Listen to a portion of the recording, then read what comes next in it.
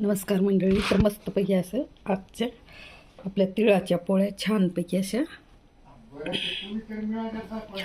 यामध्ये मी तीळ आणि शेंगदाणे टाकलेले आहेत आणि गूळ टाकलेला आहे, विलायची, बडीशोप. तर मस्तपैकी अशा तिळाच्या पोळ्या आपण बनवलेल्या आहेत.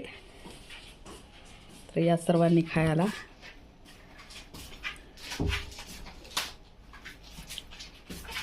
सुंदर अशा तिळाच्या पोळ्या आणि शेंगदाण्याच्या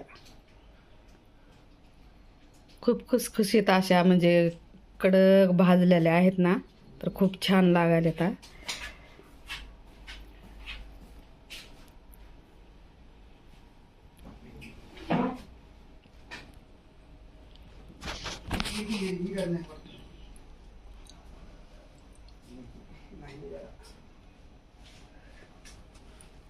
छानपैकी अशा तिळाच्या पोळ्या मस्तपैकी तुम्ही पण बनवा आणि खा.